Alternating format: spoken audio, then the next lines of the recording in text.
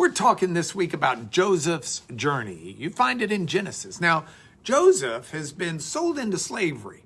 He's a slave in Egypt. He's far from his home, and he's serving in the house of an Egyptian official named Potiphar. Everything's been taken from him.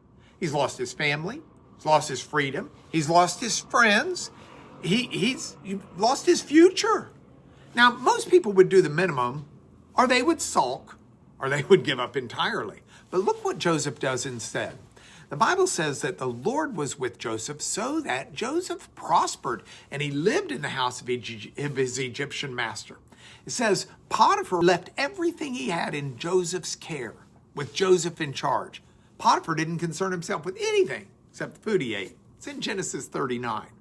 Now, Joseph, he could have sabotaged Potiphar's household as the slave he was.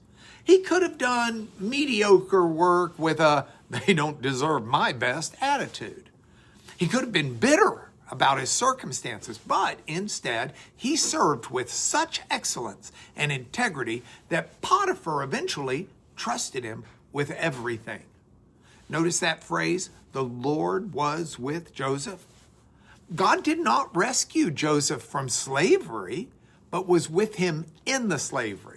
And Joseph's response to God's presence wasn't complaining, it was excellence. Thinking about a woman who took a job far below her qualifications after a career setback.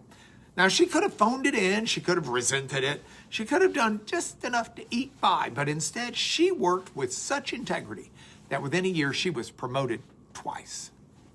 I decided my circumstances would not determine my character, she said. There was a fellow who served faithfully in a role where he was undervalued and overlooked.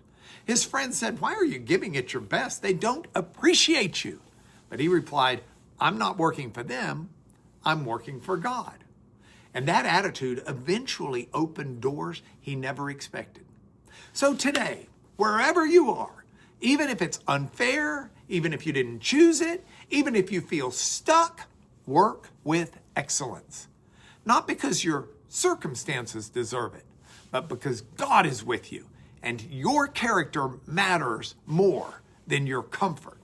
Your circumstances will never define your character, but your response to those circumstances does. Think about it.